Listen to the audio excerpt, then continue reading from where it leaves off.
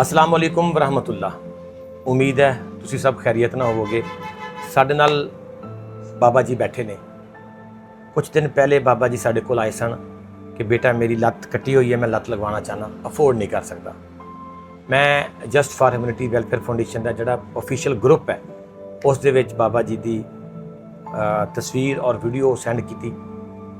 अल्लाह ताला दे जिहड़े नेक लोग होंदे ने, जिन्हां नूं अल्लाह ताला ने तौफीक दित्ती हुंदी है, वो विद इन नो टाइम इस तरह की नेकी जिम्मेदारी लै लैंदे ने। मैं उम्मीद करदा इंशाअल्लाह जिस तरह इस बुजुर्गों की तकलीफ कम करने की कोशिश की है, असी अगे भी just for humanity welfare foundation के प्लेटफॉर्म तो लोगों की तकलीफ कम करने का मौजब बनांगे। मैनू अज खुशी इंतहा दी हो रही है कि एक ऐसे बुजुर्ग जिहड़े बहुत परेशान सी अज तो 3-4 दिन पहले, और अज उन्होंने चेहरे के उत्ते जिहड़ी मैं ज़ाती तौर पर एक फीलिंग महसूस की है, खुशी महसूस की है, उसका एक अपना ही टेस्ट है, उसका एक अपना ही मज़ा है।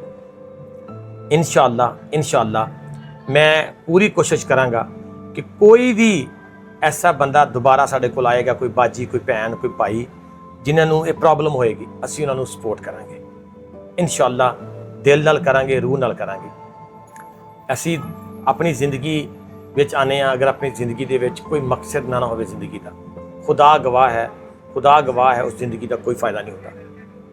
बाबा जी पता नहीं कितनी दुआवां देंगे, और जदों तक कि इहदी तकलीफ दे विच कमी रहेगी, ये वाशरूम जा सकणगे, चल फिर सकणगे, पता नहीं कितनी दुआवां मिलणगियां। अल्लाह पाक मेरे भैन भरावां नूं सलामत रखे, मेरा प्राउड ने, मेरा मान ने। इंशाअल्लाह अगली वीडियो दे विच किसी ऐसे ही मुस्तहिक बंदे दे नाल फिर दोबारा इस शॉप ते मिलांगे, इस जगह ते मिलांगे।